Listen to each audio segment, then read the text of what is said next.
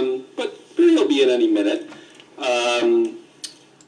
Welcome to the Thursday, October 22nd Town Board Workshop. And tonight we have 4 agenda items, and I'm really happy about the first one. I'll let Deputy Supervisor Cataldi take over on this one. Thank you. Hi, Barry. And Mr. Dean is in the building.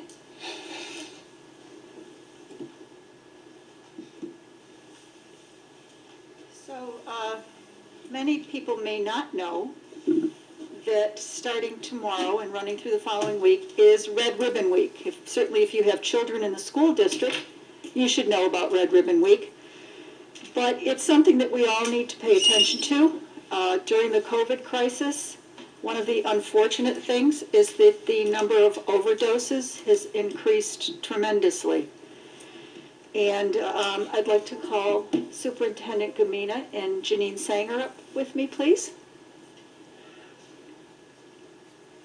Janine, what are you, the Executive Director? Is that your title? The Executive Director of WEN, the Webster Health Education Network. And I am proud to serve on that committee with all the good folks who do, along with George Hebert, our county legislator. And of course, this is something that has been an effort in the school district for years. So I'm very proud to actually present this proclamation to both of you tonight. The town of Webster recognizes the Webster Central School District and the Webster Health and Education Network during Red Ribbon Week, October 23rd through 31st, 2020. Whereas Red Ribbon Week has been a national campaign since 1985 and is the nation's largest and longest running drug use prevention campaign. Whereas the mission of the Red Ribbon Week campaign is to support our nation's families and communities in nurturing the full potential of healthy, drug-free youth. Whereas since its establishment, it has reached millions of children and families in the United States. Whereas the Webster Central School District joined in the campaign shortly after its inception, and through this participation has had a positive impact on the youth and the community of Webster. Whereas the Webster Health and Education Network, a drug-free community collaboration, was established in 1995 and has been a consistent partner in this campaign. Whereas WEN has created a coalition of representatives from the school district, town and county government, law enforcement, the medical community, and residents. And whereas WEN supports drug education, awareness initiatives, and advocacy with the goal of promoting healthy, substance-free behaviors and lifestyles in the Webster community. And whereas the officials of the town of Webster recognize the importance of collaboration in fostering a healthy community. Now therefore, be it resolved that I, Patricia Cataldi, Deputy Supervisor of Webster, New York, do hereby recognize the Webster Central School District and the Webster Health Education Network for their efforts during Red Ribbon Week 2020. That's hard to say. So I'd like to thank you both for all of your efforts, and certainly the entire staff and community of the Webster Central School District, all of the teachers and all those who are leading the charge, and everyone in the Webster Health and Education Network. You guys are doing a great job. If you want to say anything more about it, you go right ahead, but I'll give this one to you. I can't shake it. Maybe we could do it. Thank you very much. Appreciate it. Thank you so much. I just want to reiterate how much I am honored on behalf of WEN to receive this proclamation, and how much we value the collaboration that we share amongst the town and the school district and the community of Webster. Thank you so much. Thanks, Janine. Thanks, Amy.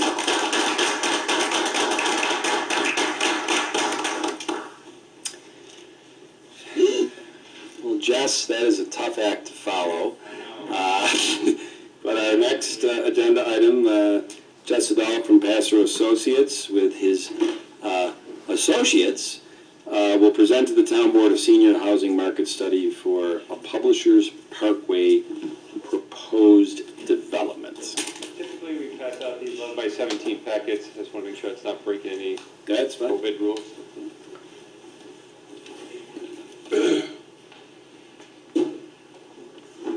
Good catch, Jack.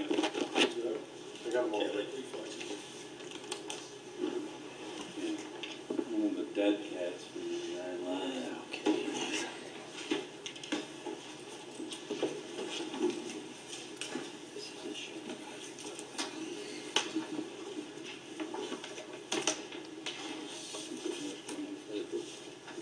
Good shot.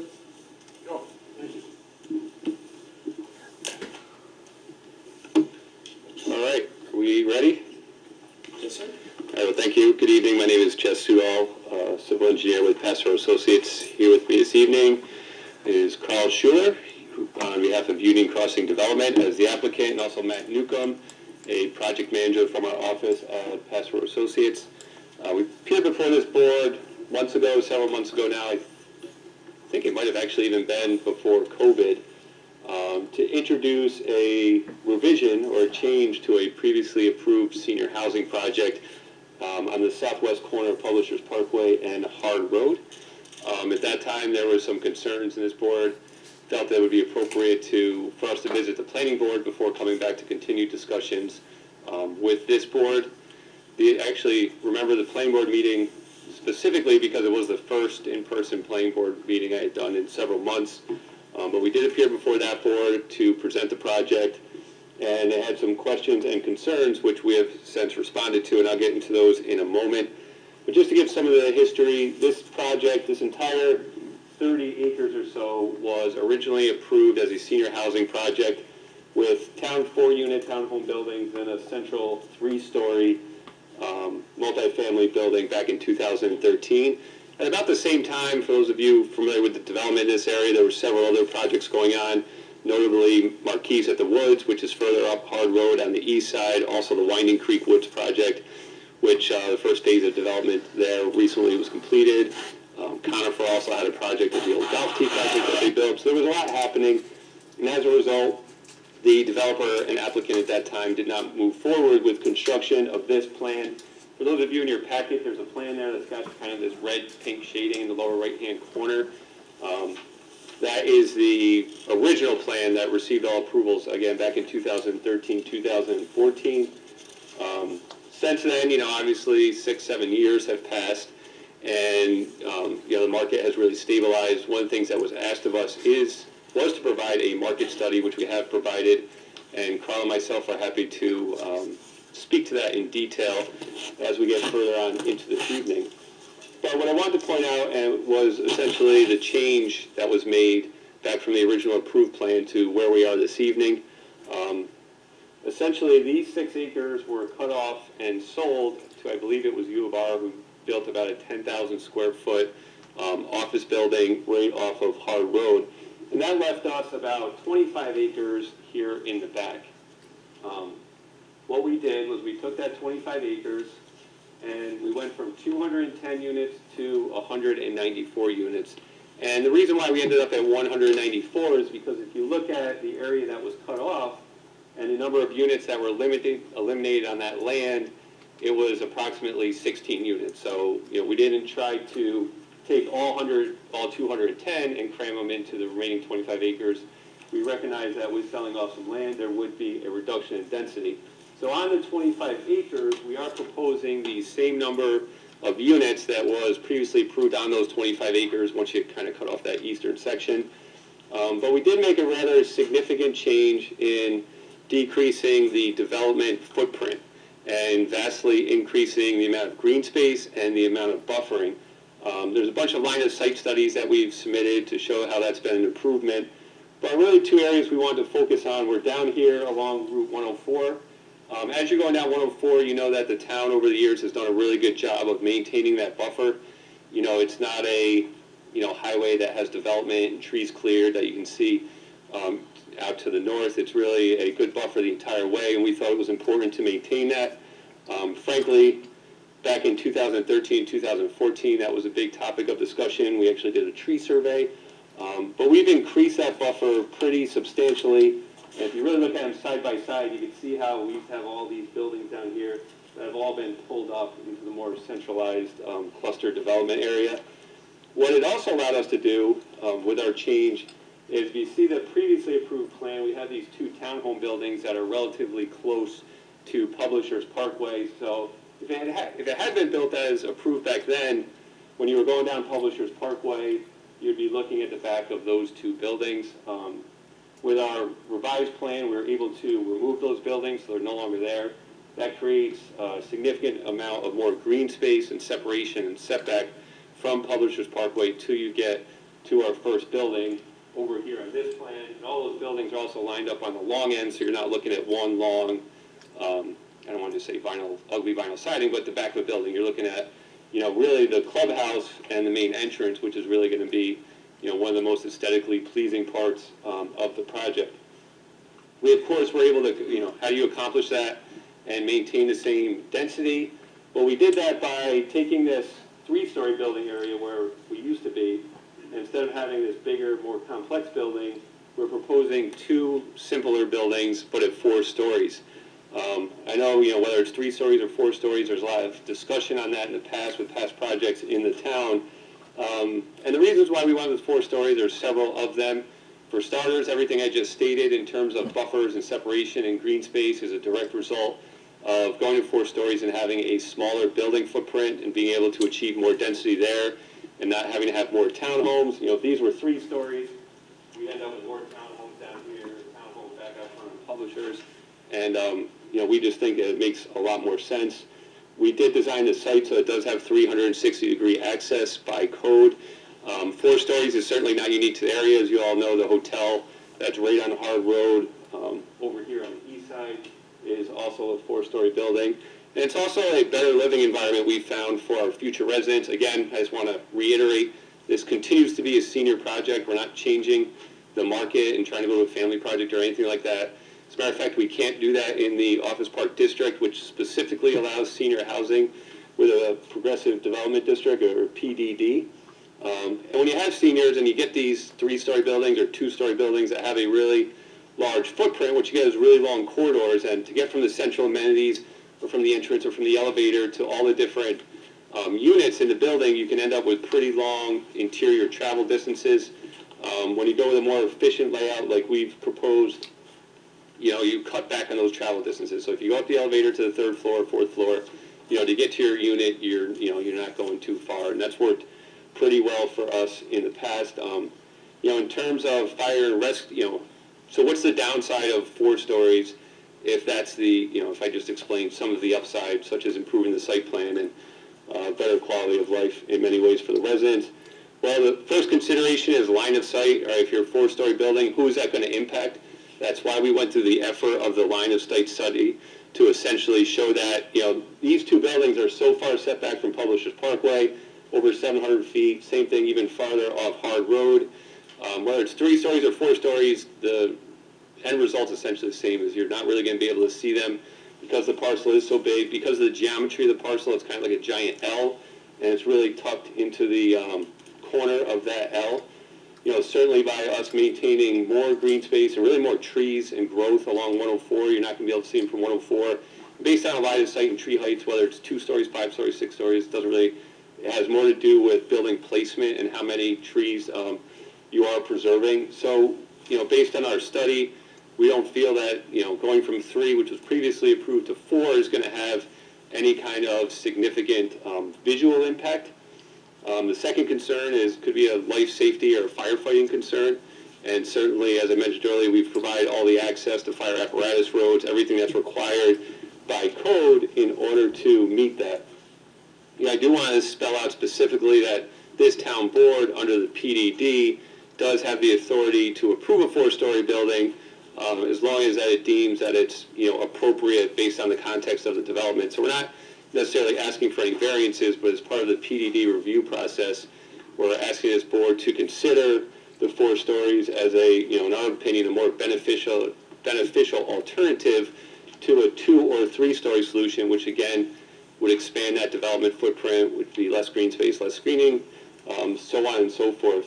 But just to get back to the original plan, again, our density is not over the top. We're well below 8 units per acre. The reason I use the 8 units per acre number is because that's the maximum allowable density that the town has in their multifamily districts. Now, again, this is not a multifamily district, but just to use that as a reference point, the town board is also authorized under the PDT to approved densities in excess of that, but again, we're not asking for more than 8 units per acre. We're essentially asking for the same amount of density on the remaining 25 acres as was previously approved, just in a much more dense and clustered environment. Some of the other comments that the planning board had was concerns with sewer capacity and also traffic. So we have provided the sewer calculations, we have provided traffic study for review, and all those documentations back to this board for their consideration. Again, if this board were to move forward, we're still very, very early in the process, even though I think it was probably back in January or February when I was last here. But moving forward, this project would still be subject to a public hearing. It would still have to go to the planning board for site plan review. There's many steps after this. But most importantly, we wanted to present this board our changes, just reiterate that it continues to be senior housing, address the concerns that were brought up to the planning board when we went and visited those folks, and also, present the market study that was provided, because there was some concern, I think, I don't want to speak for this board, but I believe the planning board had some concerns about the market and the number of units.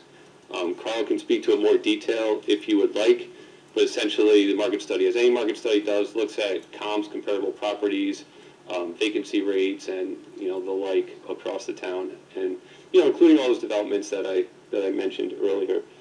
So that's where we currently stand. We've most of this stuff is on file. If you don't have anything, if you have any questions, if none of this is making sense, of course we're here to answer that.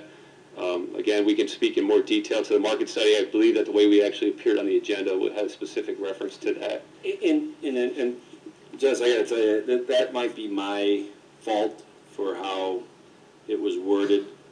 To be honest with you, I did think you were presenting a study of where we're at in the town of Webster as far as senior projects. As I look back through my notes, actually, to be fair to everybody, and so as the board asks any questions on this, Tony Kishani from the planning board sent a letter to the town board on June 2nd saying that from you guys having been at the planning board, he really wanted to, and he and his board wanted to see a study of where are we at in the town of Webster on senior housing projects. Because as you referenced earlier, back in 2013, when you got approved on the original plan, there were a couple of other projects going on at the same time. Well, now they've been built and this and that, and it is something I think even the town board wants to know, how many of these units and projects are operating in the town, and where do we go, forward on these?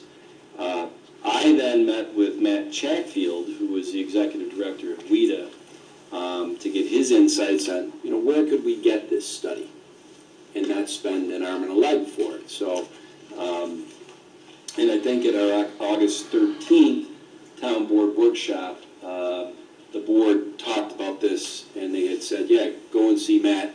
Let's see if we can get a study done on this. I have not followed up with Matt since early September on if he's made any progress on that study. He's been somewhat immersed and ready, and also on some other grants that we've been going for in the last month and a half. It was not, in my mind, tasked to you and Carol to do your own study, but am I hearing that you did do your own study? Yeah, we did a study which this board should have on file. But from the looks of the audience, I feel as though we do not. I don't think. This all came through this afternoon at 4 o'clock. Oh, I'm sorry. The I know Well, the note that we got that showed all the Let me. traffic study, the study, all that came through at 4 o'clock today. Okay. I have not had the time to look at it. Yeah, Okay. we submitted, he did do one, and it was submitted as part of his package. I didn't get it until late this afternoon. I have not had time to look at it. Yeah, I got mine about 4 o'clock, so. And because you haven't had a chance to see it, I understand that. What the market study does show is, since those projects have been built, the market is absorbing. The What? vacancy rates are so low enough that a project like this can easily be constructed and supported. We don't take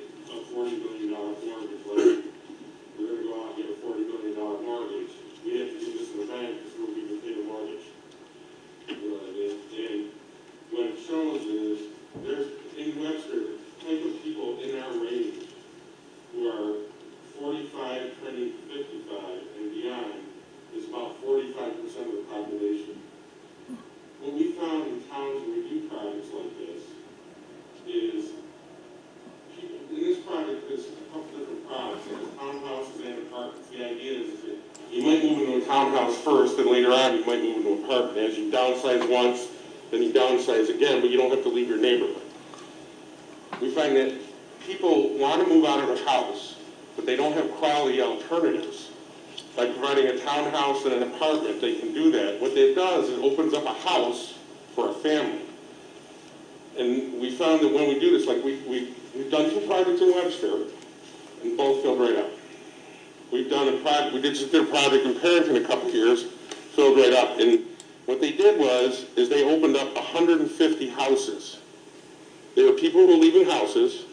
They opened up 150 houses for families. So what it does is these types of projects, even though everybody thinks, oh, there's too many, the population is aging. It's harder and harder to build single-family home subdivisions. We all know that.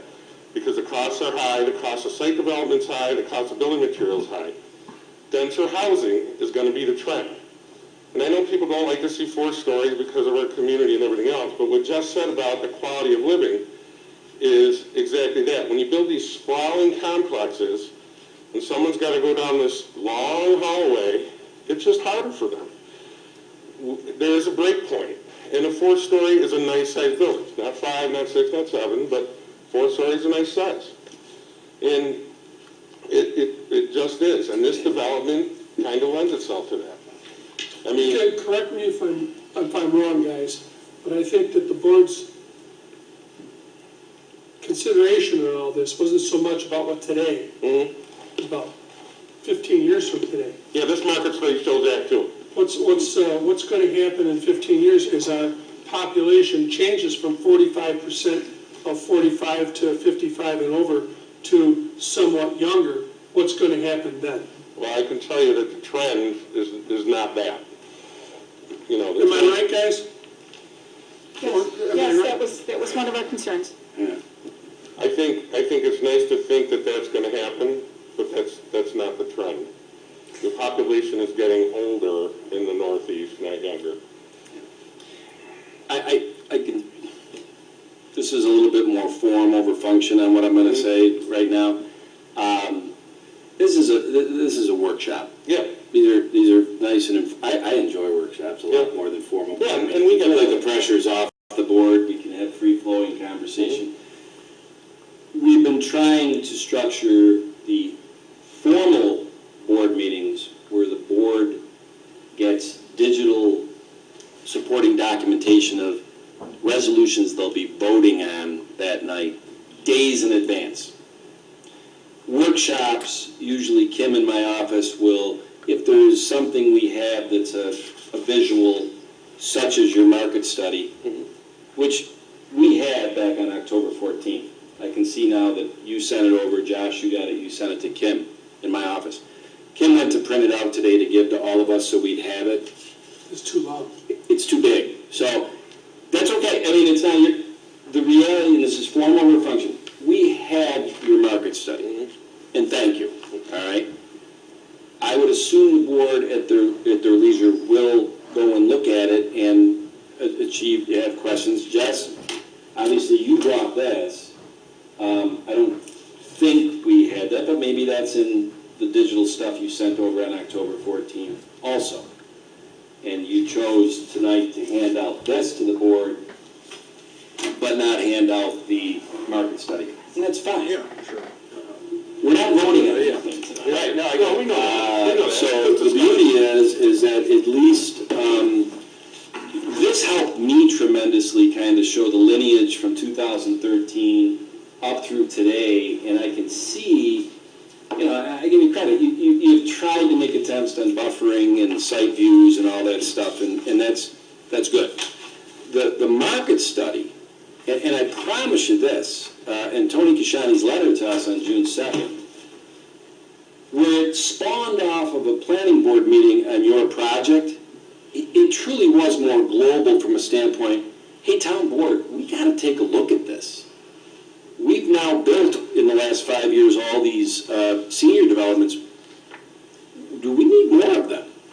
For the question you asked and stuff like that. So we're in a kind of a discernment phase. It isn't so much about the specificity of this project on Publishers Parkway and Howard, but just over the next couple of years as we get hit with any proposals on more senior projects. So, Well, leave it at this, right? So it's somewhat moot to talk about roads and trees until you know whether there's a real demand or not. And I think there could be a lot of differencing of opinions, and without everybody having had the opportunity to review whether it's this study or if you determine that this study doesn't contain the information that you're looking for, your own thank you. And independent that's, I study. need to ask Matt, Yeah, you know, where is he at?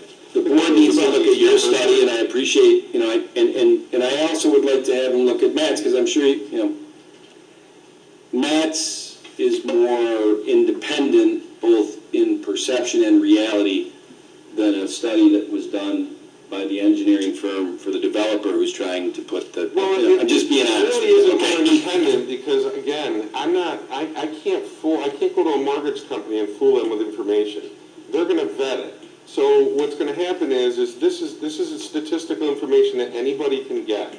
And it's only put into a form, so when you get the information from somebody else, it should mirror this information. And you know what? It should. That's what I hope it does. It should. All right, This but I mean, is you know, It's not put in a marketing thing to say, hey, sell this. It's because, again, we don't want to build something that fails. When we did the last 3 projects, we did them because it said they were going to do what they did, and they did, to the point where they have Right. waiting lists. In Kyle, look, No, I mean, and I can just say this, and I mean, these are seasoned veterans on the town board, and they're teaching me the ifs and thens and action, reaction. The reality is this, all right? The good news is, we're not ready to vote on anything tonight about, you know, a PDD with a variance of a 4-story.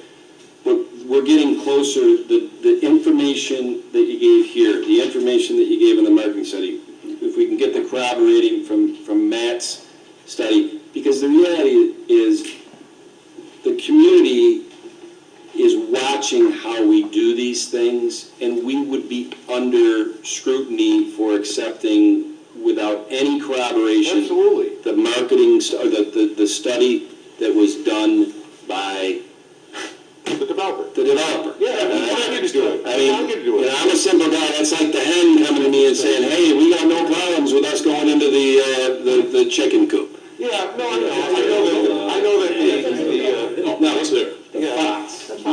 Thank you. We know that, you know, the perception is that all developers are bad. Wait, there's nothing we can do, it's not in the town board's mind. That is not what I said. It's not in the town board's No, mind, I'm no. not talking about your mind, it's No. the community mind, because that's the way it is, it just tends to be that way. Yep. Separation of duties, Yeah. separation of duties, I'm an auditor by trade. Yeah, I'm not talking about you, I'm talking about Yeah. community-wise, that's the way it's perceived. Because somebody built a plaza behind their house, and again, I live in town, and I live right behind, you know, my kids went to Webster schools, and Baytown built right against my house. You know, it was their right, Yeah. so be it. What I'd like to do, and I don't, because I don't want to, you know, one thing we're trying to do, I don't want to drag you guys on forever, okay? At some point, I think the next tangible event is you're looking for this board to rule on, trying to write the I was variance. gonna say, there is no PDD at this point, correct? Correct, the PDD, it was extended several times, I believe, a lot of times. I don't believe there exists today. I think that went away when the U of R went in there and built their medical building. So we're gonna need a PDD, you're gonna need a variance for the stories. Well, not a variance from the zoning board, because the town board has the authority to. No, I mean, within the PDD, it's still a Yeah, variance, so, but it's. I'm sorry, when I hear variance, I automatically think. Yes, I'm sorry, within the PDD. You're Right, gonna need need a it. deviation to the dimensional standard, which the board has. And I think we need a special permit as well, because this is, But you just said there is no PDD. no, but within, if we grant the Got it, PDD, okay. if we impose the PDD, Got it. then we can do that as part of the PDD district, but we still have to also issue a special use permit as well. Correct, all those things, that was a yes. Yeah, so there'll be a public hearing by this board as well as a Right. public hearing before, so there'll be multiple public hearings. Okay, but the board has not got a chance to look at the. Oh, no, it's premature at this point. Yeah, we want you to vet this study, we want you to. This is just a presentation. Yes, okay. I find the tapestry life mode map fascinating. Pardon me? I find the tapestry life mode map fascinating in this, on how things are separated out into what is senior areas and affluent estates and upscale avenues. It's just interesting. Yeah, and again, this was done because we said there's more to, there's a lot of, there's no question, we agree that there are a lot of apartments. We agree. Right. And we wanted to see if it was the right product. Carl, Jess, Matt, I mean, we're gonna have to end this session on this now. But I do I wanna make sure I understand from Charlie exactly what would have to ultimately be voted on if they're mutually three exclusive things, the PDD, the variance, the special, or if it's all in one. You can get that view. And whether the board needs another workshop with you guys. I don't want to drag this out. But remember, this isn't all about your project. The board is looking at this globally from a standpoint of senior housing. So you unfortunately are going to be the guinea pigs of what we're looking for any future senior housing in the foreseeable next few years. While the board's based doing on these that, studies. While the board's doing that, this is just a general question from someone who's going to do multifamily housing in this town, maybe, and in other towns. Will the board be looking at other types of multifamily housing? It's funny you say that because my notes with Matt said, not you, Matt. Matt Chatfield said, look, I'd probably, for the same amount of money or a few bucks more in my study, give you the whole kit and caboodle of an analysis of everything in Webster, which I think is what you're asking. Yeah, because, and the only reason I'm asking it is because what I'm thinking I'm going to see, because costs are so high, and young people are having such a hard time obtaining a house, is that townhomes for family living or like we're building townhomes that you would see in other markets for family living, is something that there's a need. Now, whether or not this community wants to brace or not, I don't know. I was just wondering if that was something you'd be looking at, because to build single-family homes is hard and expensive, and young people can't get in them. They just can't. They're $400,000 to build a house. Even if they're $200,000. What? Even if they're 200. No, I know, but I'm just saying they're $400,000. Oh, they're not staying on the market very long in Webster, I'll tell you that right now. Pardon me? They're not, houses that go up for Webster, sale. Penfield, they're not staying Parenton, on the one day, market. and They're going in days. $50,000 more than the asking price. Yep. So that's why I was wondering. Yeah, no, and I think we're saying the same thing. Matt is going to try to get a comprehensive, and I use that term that's not that coy, because we are looking, the comprehensive plan for the town is 12 years old, so eventually we're going to have to be looking at that in the future to update it. And all this data is very important, because if you're going to put together a comprehensive plan, you're looking at usually the next 10 to 20 years. Right, and that's what our question was to begin with, and to substantiate Barry's comment, we know that we hope that if this were to be built, you'd fill it up, and I trust that you have, that you going to the mortgage company would say, yeah, you'll sell them all and you'll fill them up. But our thought is, what does it look like in 20 years? Right. Will there still be seniors to fill that, or will they all decide to move south, or will they be moving other places? Our concern more is for the real long term on these, because we have a number of senior facilities in town, and how many of those will be supported in 20 years? I know no one has a crystal ball, but Yeah, and that's why we tried to build a product that had some versatility, the townhome being one of them. And, its proximity to various services like schools or other things, recreation facilities, you're not pigeonholed into one product. Right. Guys, Thanks. I gotta stop now, and I'll probably coordinate with you, Jess, that I don't want to drag you guys out. Yeah, you guys have a little homework to do, and then get back to me.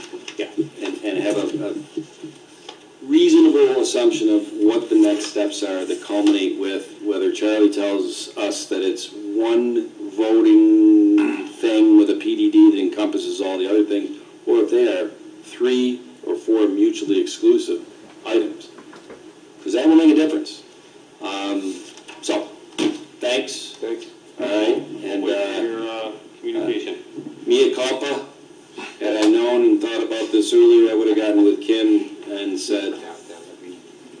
out to the board. Mea culpa, very good. Hey, thanks a lot. I'm learning it from you. I can speak fluent. The Kangi's coming back. I'm telling you, this Latin is. Now, I got for the next item, unless, as long as we're on the mea culpa, I can't really say that we table an item that is an agenda item at a workshop, but I really don't have much update on the sewer plant regionalization steering committee and the village application for their speedies permit with DEC should the village decide to keep their own sewer plant. Now, Patty, Deputy Supervisor Cataldi, might have a different impression of that. You might have an update on that, but I kind of, I don't. I know that you and I need to get together yeah. to put some things together to submit to the, as plans for the working committee. Yes. Each side was supposed to come forth with their concerns, so when the working committee was formed, they would have some guidance as to what they should be looking at. So you and I need to get together and do that. Does anybody want to guess, without me using the word mea culpa again, if you were betting people in this room, do you think it's Patty that is the delay on getting together, or do you think it's me?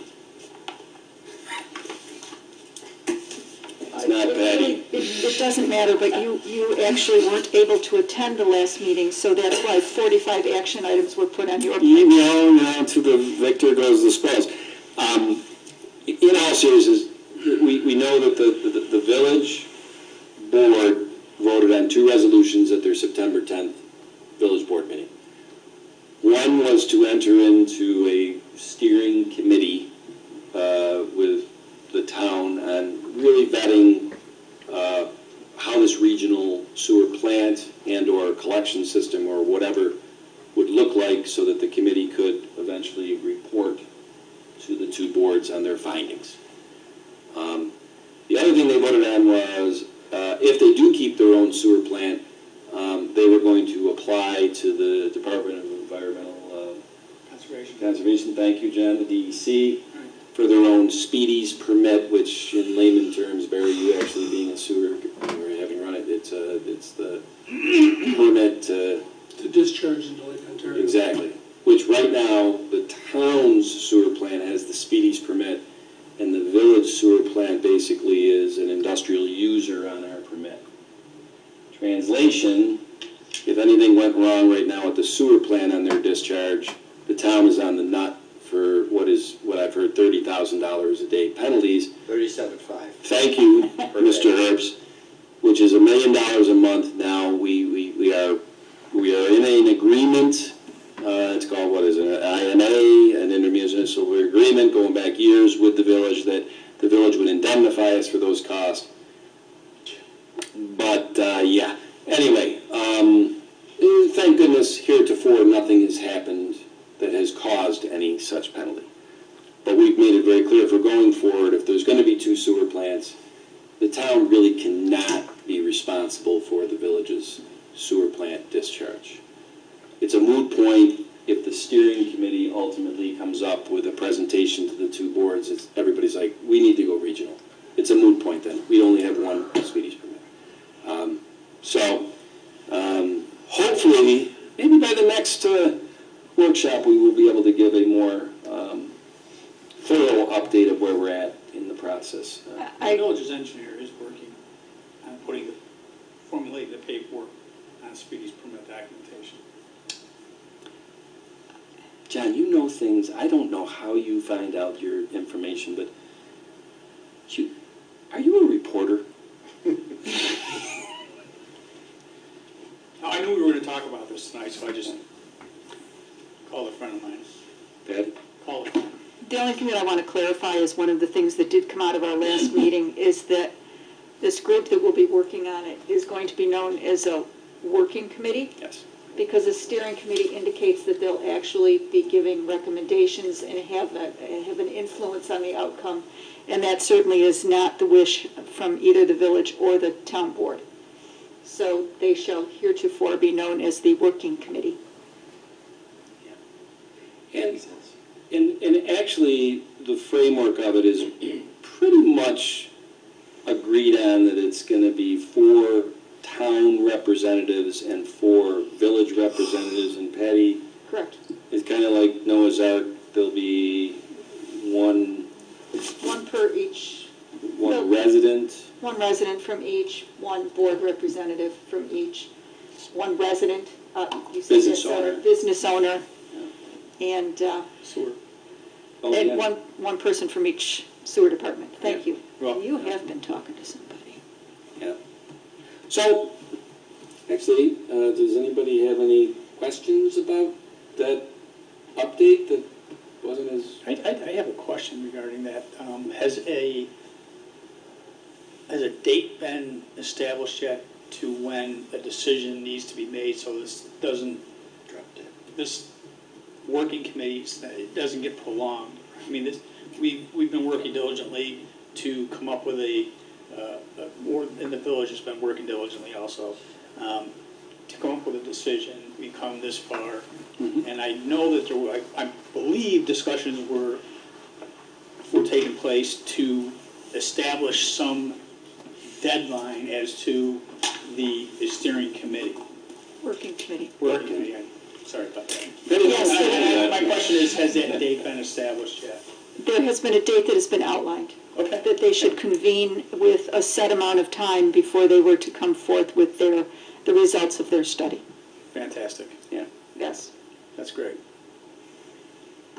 I don't want to say what that date is at this point because it's still somewhat of a vague thing until we actually convene that committee. Okay. And those who've been asked don't know the outline, don't know the parameters of that either, so. Have the But numbers been established yet? Pretty much, yes. That's great. They have been asked, but these are talented people. Right. And they really want to know what they're tasked with. Thank And you. that's what we're fleshing out right Yeah. now. Fantastic. You know, they could have said no immediately, I have no interest in it, but they couldn't really say yes the day that they were asked. Right. Because they're too intelligent and too talented people to answer yes to something that we haven't given them the framework of the who, what, why, when, and where. Well, it's great that we're moving forward, though. That's We are. fantastic. Yeah. So there you go. We didn't have to table it. We had an update. Yeah, that wasn't bad, Patty. Okay. I'm still the one who delayed the process, let's just leave it at that. Last item of the night, and Councilman Dean, you are the man on this one. Okay, I've been the liaison to the museum for almost 11 years now, and they own their own building Excuse me, Barry. associated with, Oh, sorry. There we go. Not as tall as you used to they be. own their own building, and associated with that is a lot of cost.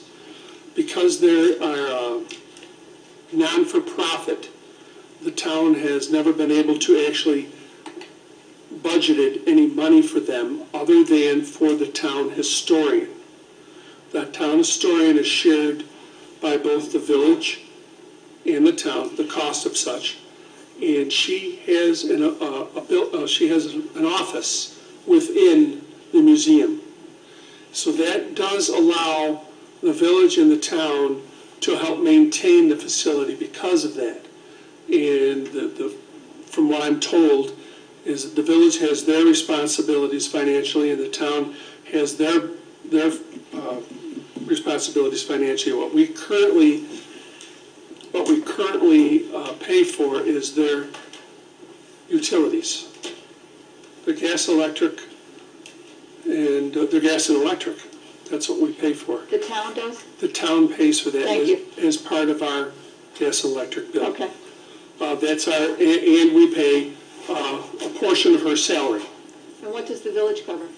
The village covers all the plowing of the area and the water, Okay. okay? And a portion of the salary as well. And a portion of the salary. I believe we split that. I believe we split that. I know how much we pay, I'm not absolutely sure how much they pay. So when I sit there and I listen to it in the meetings, I listen to, the difficulties that they have getting by. It's an old building, they put a new roof on it, they redo all the lighting in it, it's old, very old. They've had to absorb a lot of costs in keeping the museum open and operational, and they've done very well. And I always trying to think that how is it that we can help them? Come to find out that there's really not many ways financially we can, but utilities apparently is one way we can. So in talking to their president, whose name is Tom Pellet, I was asking, is there something that we might legally be able to help with? And he thought about it over a week or so, and he called me back and he says, well, internet. He says, we have a $98 a month bill for internet, and that is something that our historian uses on a regular basis, and it is something that would be about $1,000 for the year. If you could do that, that would be a huge help. And so that's what I'm asking. If that is something that we could do, can we do that to help them out? Can we share that with the village? I assume we could. Yeah, I'm sure we could share it with the village. Just gonna say that. But I can't speak for them. Right. I mean, I think that would, certainly it's not an unusual, it's not an unreasonable request, since we are covering the other utilities. But I think it certainly is something we should broach with the village board to see if they'd be willing to share that. I'd be in favor of that, absolutely. And Barry, you're targeting January 1, 2021 for this? So we have a couple months, not to,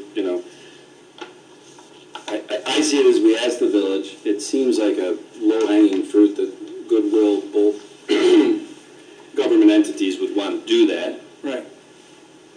Two, I'd have to talk to Paul Adams, but this will be a budget transfer at some point because we don't have this in the budget, even though if it ends up being $500, it's de minimis. How about that one, Charlie? Huh? But it's not in our budget, so we would have to, once the budget, it'd be a transfer. The problem is that and I think as Barry knows this, we discussed a little bit, it may be a gift. And you have to be careful about giving a gift to a not-for-profit. But Yeah, you How can't do do we, that. we cover utilities It depends now? on how it's determined, or what it's determined to be. If it's part of rental, and the way that apparently the rental is now is that the rental is the town paying for the utilities, the gas and electric, and the village paying for the water and plowing, and that's how they cover the use or the place for the historian to stay. If this would be included in that and considered a utility type of a thing, that may be passable, but you have to be careful. You can't just give money or pay for something for a not-for-profit or any other private institution. I would assume we'd be paying for it as a utility. Well, Certainly that's, not. if that's the way you want to characterize it, yes, I would, you could broach this with the village, see if they'd be willing to contribute to it. Okay. I like it. I just want to make sure we paper it up the right way, like you're saying, Charlie. And, I don't know, they're a great organization. In fact, Barry, I don't want to steal your thunder. They have an extra item over there that they can't really do something with, and they've offered it to the town to put on display. If you want to. Is it Barry's, it's Barry's old baseball uniform?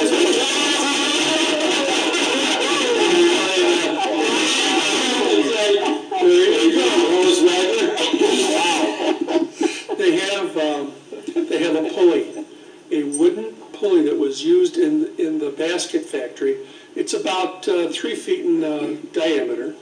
It's made completely of wood, and it's uniquely constructed. How you have to see it to believe it, how people made wheels like that. It's about 18 inches wide, and it's about 3 feet in diameter. It was used as a pulley that had a belt on it at one time that was used in the Webster basket factory. And they have smaller ones like that in the museum. This big one it's large, and it takes up a lot of room, and they offered it to us to put somewheres on display because they'd like to get rid of it because it's taking up a lot of the room indoors. Where are we gonna display it? Mutually exclusive of the utilities thing, all right? Right. Does anybody remember the demise of the basket factory? What did you just say to me? Does anybody recall the demise of the basket factory? It burned. Yeah, but I don't know if any of them know that. And, My grandparents and parents were around when that happened. Yeah, it burned. Yeah. It burned down. It was a glow in Webster like G'day. Okay. And Patty wanted me to ask you if that was your Eagle Scout project. What's that? Patty wanted me to ask you if that pulley was your Eagle Scout project. No, it was not. For me, it will be a sparrow project. maybe the library take it, John. The library, I was thinking a spot at the town hall, Parks and Rec. Yep. Anyway, I'm sure we could find someplace where it would be visually pleasant and appreciated, with maybe some type of a little, That's Webster history. a platform and with a plaque. That'd be pretty cool. That kind of deal. It's really, you gotta see it to appreciate it. I'm thinking of this little town in Minnesota, and the name is escaping me right now, but I did stop there to see this, and they have this Webster? sort of glass gazebo kind of thing. It's all glass all around it, but it's a permanent structure, and inside of it is the world's largest ball of twine. So maybe we could house it in something like that. Yeah, there you go. Well, since the supervisor left, I think that was the last item on the agenda. Do we have anything else we want to discuss? No, Nope. So, I'm sorry? How quick? What would you like to discuss? So nothing, actually. Actually, I think I know what you want to discuss, so sure, why don't you update all of us on that? Pertaining to the 8 o'clock Yes, outside? sorry, I'm sorry I showed up late, I was at dinner, but crap, it's Thursday. Okay, so this is Ahmed Mustafa, who is head of NEQUELS and WEMS, who's come up with a great idea. So, thank you. So, Mr. Dean and Mr. Abbott, you two don't know, but I've spoken to Councilman Cahill and a little bit to Councilwoman Cataldi, and not the supervisor yet, but Joe is in the loop. A few weeks ago, actually a week ago today, not even a week ago today, a woman who we had recently done a birthday parade for her son came and said, Ahmed, we love the parades. It's a shame we're not doing the holiday light parade. What can we do for the community? And I was like, I don't know, parades are off limits, and we can't keep doing these one-off parades. They're exhausting for our crew. When we did the west side of town for Easter, it was 47 miles of driving, as you know, right, from a plot, and 3.5 hours of time and fuel, and so we can't do that anymore. So we were kind of sitting there and brainstorming, and I said, we could do it differently. So the short story is this. We are meeting tonight at 8 o'clock. We have permission from Xerox to do a reverse parade for the community, and we're going to put the Parade of Lights back on the agenda for the 5th of December. And the reason I'm here tonight is I want all 5 of you to please consider participating in some capacity. The vision is the following. If you can imagine Clem to Phillips at that intersection. So we would like traffic to route east on Clem to Phillips. You would turn right to the first left-hand turn is Mitchell Dean, and there's a very large parking lot there where you did your electronics recycling earlier this year. That would be, let's call it the visitor staging area. So the community would flow into there. They would come out of the southwestern corner of Mitchell Dean, come down the main driveway of Xerox, and make a right-hand turn on San Ron. And San Ron has a lit parking lot that's pretty big there. And what we would do is we would stage all the fire apparatus and EMS and police. Webster Special Police will be highlighting their new truck. West Webster, to confirm tonight, they will get 3 or 4 pieces of apparatus. Webster Fire is still on the fence. We'll reach out to the other fire departments that were involved. We spoke to the Webster Chamber of Commerce. Mr. Howard is thrilled with this idea. They have vendors have tables out to hand out flyers or menus or things. The Webster Business Improvement District is on board. It just seems like a great opportunity to get people back engaged with the community and a parade and out of the house in early December. COVID responsible. Without violating any of the COVID rules. So we would set rules to how many people could be at each, let's call it vendor, even though it could be a fire truck, at each booth. The community all stays in their car, so they're not engaging, and if there's anything to hand, as long as it's handed through a gloved hand, like a piece of paper, like, I keep using parades as my example. People forget they're open for business, so hand out a menu. Or like, there was a couple of Webster Business Improvement District people that said, people aren't coming to us. Like one guy owns a a vacuum cleaner repair shop. I said, well, hand them a coupon. And the goal would be to do it, well, not the goal, the plan would be to do it on December 5th from 4 to 8 o'clock in the evening. And we did the 5th because that is the day of this parade. It's always the first Saturday in December. So we thought it gave the businesses enough time to get some traction and benefit from having a coupon. And it gives people time to go out and, get out of the house a little bit before the holidays. It's between Thanksgiving and New Year's. We've asked the town highway department, the art patron from the sewer has said he'd like to bring his super sucker.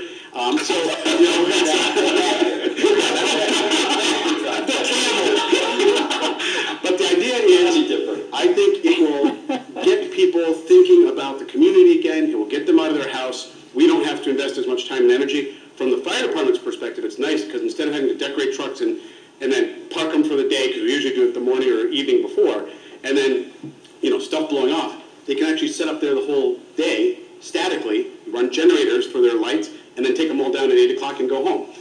Webster Special Police, Mike Charland is offered to help. Joe Rieger is joining the call at 8 o'clock tonight. The piece that I would like you guys to do is, my vision is, right at the entrance, when the people first make the turn into it, it would be awesome if the town board in some capacity would be there, waving, greeting, and kind of welcoming people to the event, because it really is a community event. It's not going to be Webster Fires. I'm kind of doing it as the chairman of the Webster Emergency Responder Council, because that encompasses everybody, and it's for everybody, right? The idea is there's no charge. Yep, there's no charge for any of the vendors. We're not, there was discussion about $100 a table. I said, no, everyone's hurting right now. There's no charge. Xerox is giving it for free. We're just going to do it. So there you go. Sorry. I only have one thought when you talked about the businesses in the Business Improvement District. It might be onerous for each of them to have their own booth or their own setup. They might want to do something as a group, the Business Improvement District, and hand out an envelope of coupons from all of the businesses. Yep, so they talked about that yesterday. If they want to contribute to Do it. one master pamphlet. I said, you guys do it however you want. Yep. It doesn't matter to me. In the end, the space is available, and come, all are welcome. So we have a meeting tonight. It's a fantastic idea. It's kind of like what they do at the Genesee Valley and Yes. Syracuse at the end of that lake, where instead of, like Ahmed said, instead of bringing the parade to them, they come to the parade. Yeah. Yeah, no, I think it's Just the parade station. Yeah, exactly. It's a static parade, right? Yep. a great idea. So that's what we're thinking. So we're going to kick it off tonight at 8. I wanted to just come at least put it on your calendar. I'll be there. Make sure there are no concerns from the town before Ahmed goes at light speed and gets it done. Make sure the popcorn's there. That's all I have I'm to say. concerned that there could be a heavy snowstorm that night. Yeah, well, we Well, got plows. that's always, They don't have to be at sea. We might not have to go to that, so it might be a good thing. that's always the risk they take with the regular parade. Right. Realistically. Just joking. That could be from Halloween on, we don't know. Yes. Actually, it was freezing rain one night, I think. Oh, it's been everything. Sleet, Yes. oh yeah. It's been beautiful too. Yeah, it has been. Yeah. 50, upper 50s, lower 60s. Yeah, but I mean, that's where there was a light snow. Yeah. And it was Yeah, and the ambiance or the, kind of like the Winter Wonderland, you know? It the was- aesthetics. But they stay in their own car, they got heat. so It they is have to worry. December. It is December. Right, exactly. They're in a heated environment where they're moving through, who cares? Right, so from the community's point of view, it's easy for them, right? And, we've got a jazz group that has been approached to kind of entertain in the upper parking lot. There are church groups, we'll ask if they want to do some Caroling? caroling in that upper parking lot, so that people can be entertained while they're waiting and queuing out. And, we'll use the special police to help us manage the traffic flow down. And the nice part is, as you know, once they come out of that south parking lot, they hit the southwest corner, they're at Phillips and 104, and they're gone. So it's a one-way traffic route. We should have no real traffic obstacles, I don't think. And, I don't know, give people something to look forward to. There won't be any obstacles, but I guarantee you that there will be a lot of traffic. You think so? Yeah. Oh, yeah. I hope so. So in any case, that's what I wanted to come to. Sorry for the late arrival. Great news. Thank you. Yeah. Very good. We'll talk to you later. Yeah. All right. I'm back to dinner. Sorry. All right, Thank thank you you. for the time. Yep, thanks for the update. I'm glad you stopped in. So I would move that we end the meeting. Second. Thank you. All in favor? All right. Aye. Thanks, everybody. The only